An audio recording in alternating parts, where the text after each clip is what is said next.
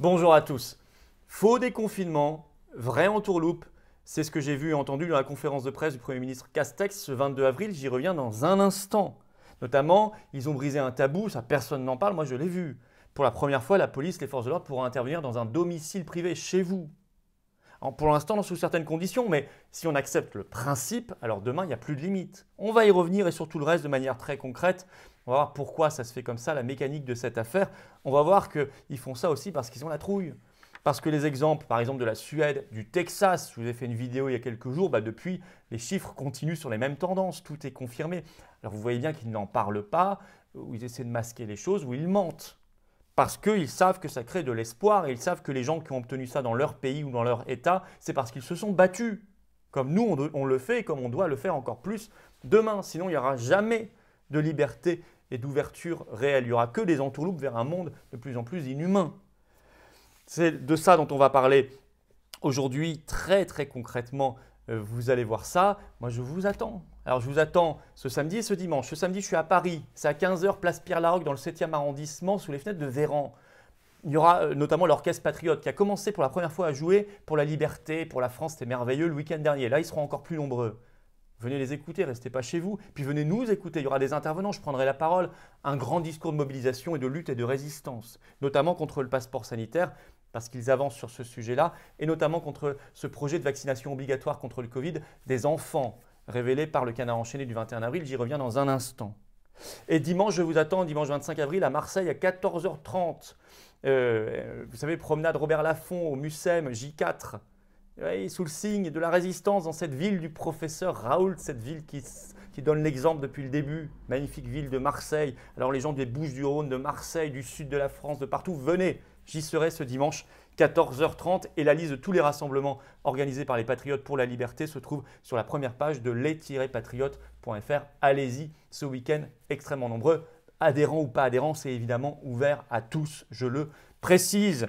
Alors je parlais de vaccination obligatoire des enfants. On a fait sur le Covid-19, on a fait une grande pétition nationale qui se trouve sous la vidéo en description. Il faut la signer, il faut la partager, il faut la relayer. Il n'y a que comme ça qu'on fera connaître les choses. Ça marche toujours de la même manière. Il faut informer, réinformer, se mobiliser. Je compte sur vous et moi je vous attends. Voilà, on est fort que quand on est ensemble. Ça, c'est la carte orange d'adhérent aux Patriotes, votre passeport vers la liberté, la résistance et la France, et vous le savez. Il y a des gens qui me disent je ne fais pas de politique. Ce n'est pas faire de la politique. Non. Ça, c'est se battre pour des principes au moment de crise systémique énorme. Se battre pour de beaux principes, la liberté, la dignité, l'humanité, la France, la souveraineté de la France, l'avenir. Alors restez pas dans votre coin, venez. Le lien pour adhérer, réadhérer ou faire un don de soutien à toutes nos actions se trouve sous la vidéo en description et tout ça est largement défiscalisé pour vous. Le lien pour adhérer est également en commentaire épinglé et il se trouvera également en cliquant directement sur l'écran en fin de vidéo. Et vous le savez, vous êtes évidemment les bienvenus aux Patriotes, bienvenus d'avance. Et bravo, un grand bravo très sincère à ceux qui font un don de soutien à toutes nos actions. Alors je disais, faux déconfinement, fausse ouverture et vrai entourloupe. Oui, on a le sentiment, après avoir vu cette conférence de presse de Castex ce 22 avril, d'une énorme entourloupe. Et même, je dirais qu'il renforce certaines fermetures, ils entrent dans certains principes dangereux. Alors tout ça était prévisible, bien sûr, pour qui a compris la mécanique de cette affaire Covid. Parce que ce qu'on nous présente comme un allègement ressemble plus à un tour de vis supplémentaire. Je vais vous expliquer. D'abord, Castex commence par une phrase qui pourrait paraître très optimiste en disant, je cite, il l'a dit ce 22 avril, « Le pic de la troisième vague semble donc derrière nous. » Il ajoute, « Mais nous devons rester vigilants. Nous avons bien la confirmation que nous faisons face à une souche plus contagieuse et difficile à combattre. » Et là, vous voyez pointer tout le débat sur le variant indien, le petit nouveau. On nous parle aussi des Brésiliens, Sud-Africains. Je vous ai fait une vidéo récemment et puis de plus en plus ce terme de quatrième vague qui arrive.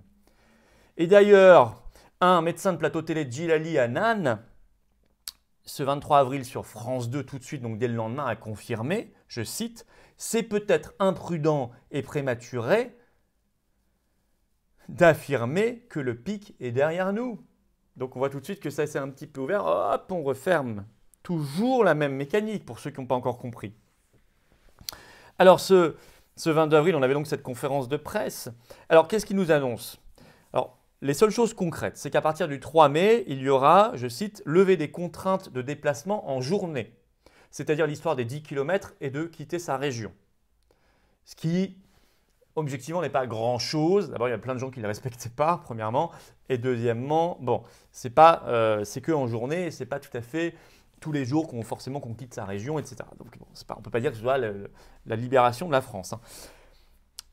Par ailleurs, on nous dit, alors qu'on nous avait annoncé, ils vont annoncer la réouverture des restaurants, des commerces, etc., des cinémas. Non, pas du tout. Même l'allègement du couvre-feu, pas du tout. C'est pas du tout ce qui a été annoncé. Ils envisagent, je cite, on envisage un nouveau train de réouverture à partir de la mi-mai en fonction de la situation sanitaire. Ce sont que des si, il n'y a rien de concret, il n'y a pas quoi, il n'y a pas de date, il n'y a rien. Pas de calendrier. En fait, tout reste fermé, sans changement. Et même sans perspective. Et Roselyne Bachelot, ministre de la Culture, qui était sur BFM TV ce 23 avril, a confirmé que dans la culture, que ce soit les musées, les cinémas, les théâtres et tout le reste, les spectacles, zéro date donnée. Et elle a tout de suite dit, de toute façon, vous savez, le jour où on rouvrira, ça sera avec des protocoles sanitaires très stricts, des jauges. Et ils ont évoqué ce 23 avril sur BFM une jauge à 35%. Un tiers seulement de la salle remplie. Je ne sais même pas comment les acteurs culturels pourraient rouvrir dans ces conditions. Ça n'est évidemment pas rentable. Bon. Et puis on nous dit au maximum, de toute façon, vous savez, si on rouvre les bars, les restaurants, les cafés, ce sera que les terrasses. Alors d'abord, il y en a plein qui n'ont pas de terrasse. Et puis ensuite, quand vous rouvrez que la terrasse, pareil, ça n'est souvent pas rentable. Par ailleurs, donc la rentrée scolaire pour les primaires est confirmée ce lundi 26 avril, mais nouveauté, ça on s'y attendait pas, maintenant, au moindre cas détecté dans une classe, un cas suffit à faire fermer la classe immédiatement. Ça va aller très vite. Ça va aller très vite, d'autant qu'ils ont annoncé, Castex a annoncé ce 22 avril, la mise en place dans les écoles primaires de 400 000 tests salivaires par semaine contre 250 000 avant la fermeture il y a quelques semaines. Donc on va détecter davantage, donc on va trouver davantage de cas, donc on va fermer davantage de classes. Donc ça ressemble plus à une fermeture qu'une ouverture. Parce qu'on n'a rien gagné à la réouverture des classes le 26 avril, c'était déjà annoncé avant. C'est pas un cadeau. Bon. Pas une surprise. Au contraire, par contre, ce qui est surprenant, c'est ce nouveau protocole qui va faire fermer beaucoup plus de classes, beaucoup plus vite.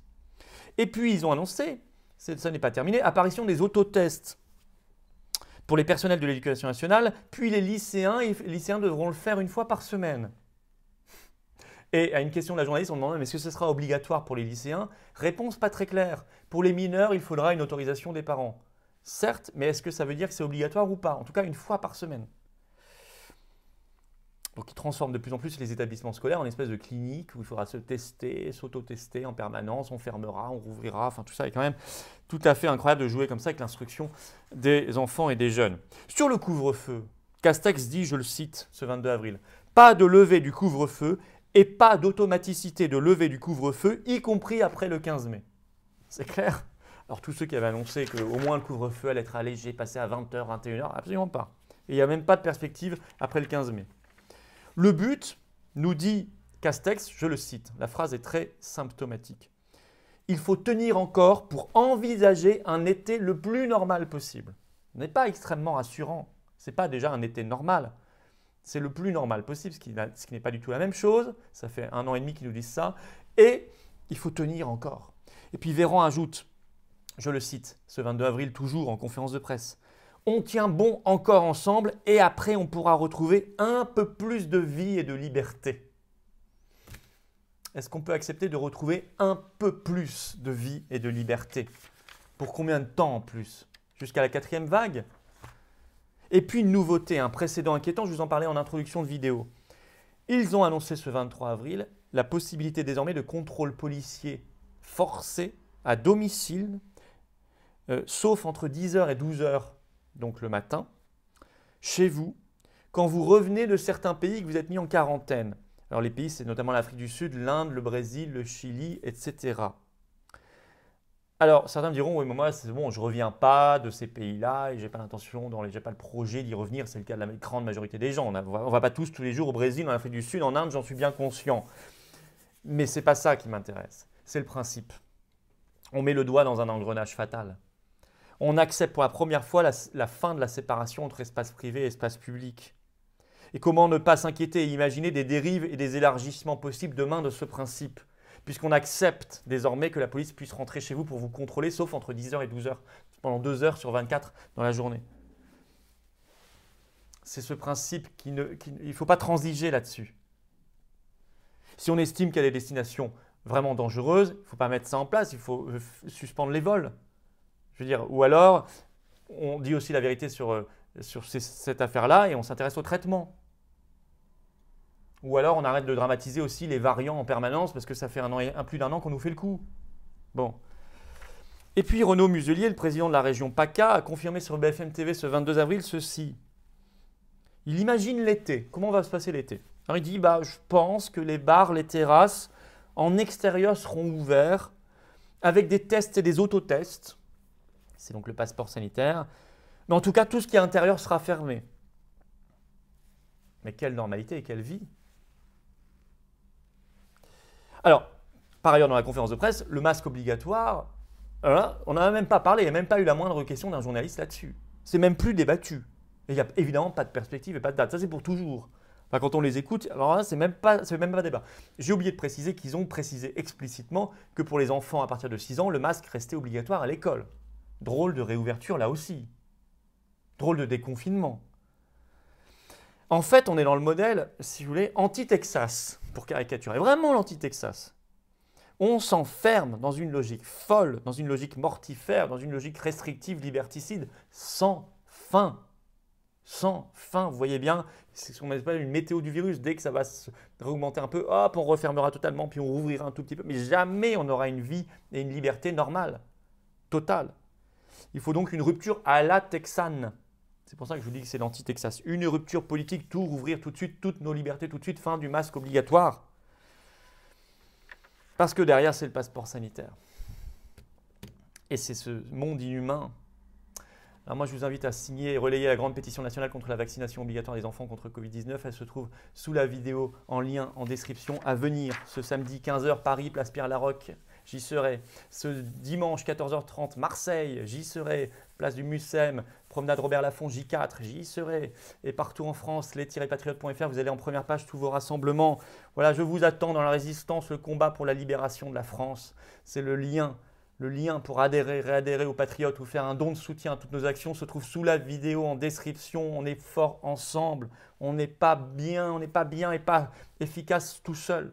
Le lien pour adhérer est également en commentaire épinglé et ici en cliquant directement sur l'écran. Je vous attends et vous le savez, vous serez bien accueillis. Et bravo à ceux qui font un don de soutien à nos actions. Et vive la France!